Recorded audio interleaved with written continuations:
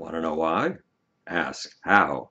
Howard, the humongous. America is going to hell in a handbasket. It is suffering from a vision crisis, a vision deficit. A nation that looks up goes up. A nation that looks down goes down. America is looking resolutely down. Why? Because of two villains, the eco-nihilists and the military space industrial complex. But a crisis has come to the rescue. The Ukrainian crisis. It has rescued us. It can't rescue us. It hasn't rescued us from the eco-nihilists. Their folks we'll talk about some other time.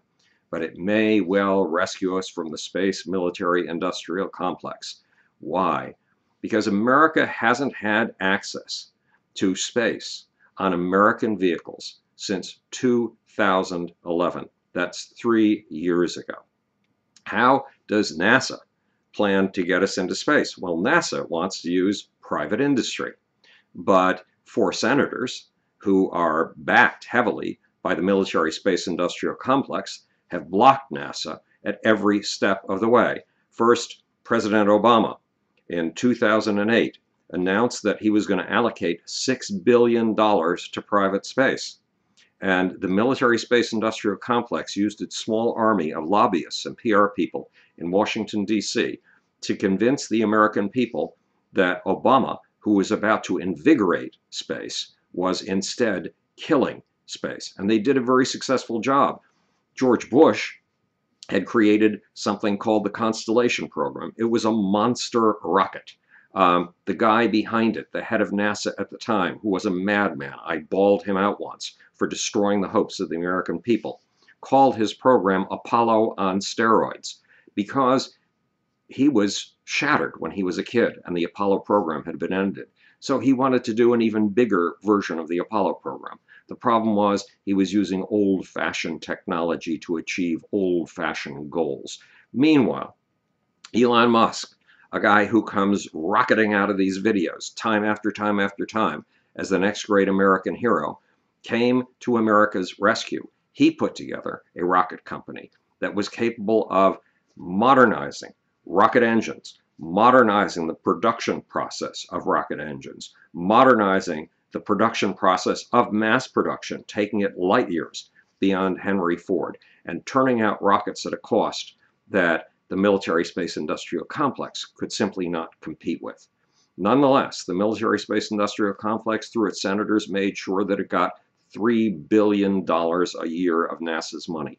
And it made sure that almost none of the money that President Obama wanted to give to private space went to private space at all. Obama asked for $6 billion.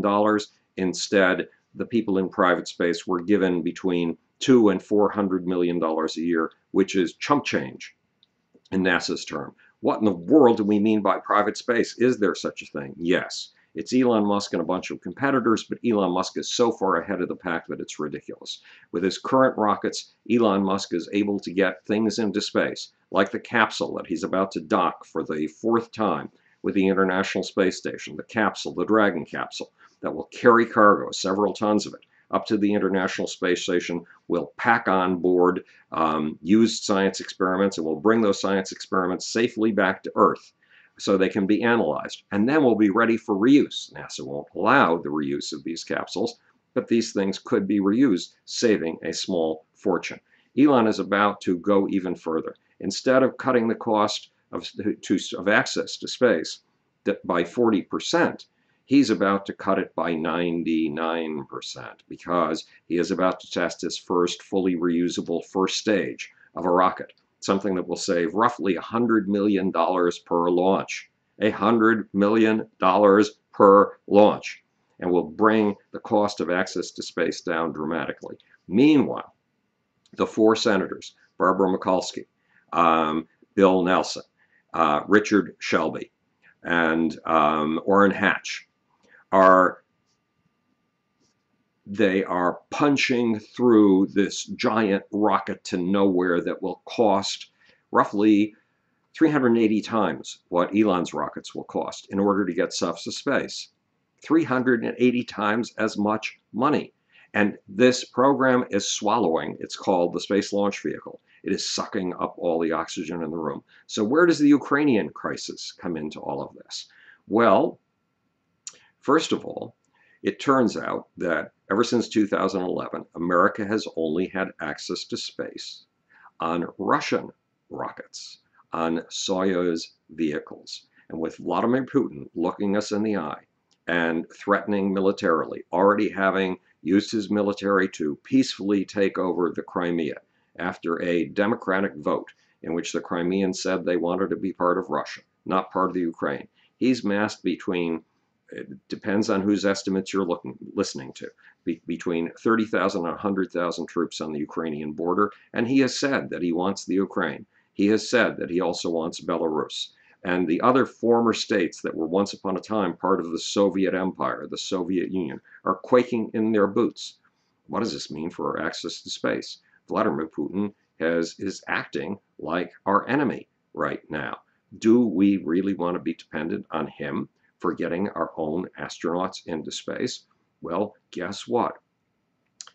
The senators, the 4 senators, keep robbing money from the commercial space program that would pay Elon and his competitors to come up with far less expensive ways to get humans into space. If they had given the funds that Obama wanted, we would probably have access to space for Americans on American rockets this year. But the 4 senators keep sucking the money out of the private space program. It's called the Commercial Crew Program, in order to give it to the giant rocket, the rocket that will be too expensive to ever fly. But there's a problem with the military space industrial complex way of doing things. Our military satellites are absolutely vital to keeping track of what in the world Vladimir Putin is doing and how many troops he has and where. But guess what we depend on to put our military satellites, yes, our military satellites, into space? Well, it's something called the Atlas rocket. Sounds great, the Atlas rocket. We've had Atlas rockets ever since the days of the Apollo program, right? There's a small problem. The rocket engines in the Atlas rocket come from Russia. So Russia's in a position to cut off even our ability to put up military satellites to see what Russia is doing. And all of this has come to the fore because of the Ukrainian crisis. And this has made possible is for Charles Bolden, the head of NASA, to go before Congress and the Senate and say, he does not want to put any more money into the rocket that's too big to fly. He wants to focus like a laser beam on getting Americans back into space on American rockets as rapidly as possible, which means funding the Commercial Crew Program, which means hiring Elon Musk to send our astronauts into space, something Elon could have done by this year if the money weren't sucked away from the program that supports this process.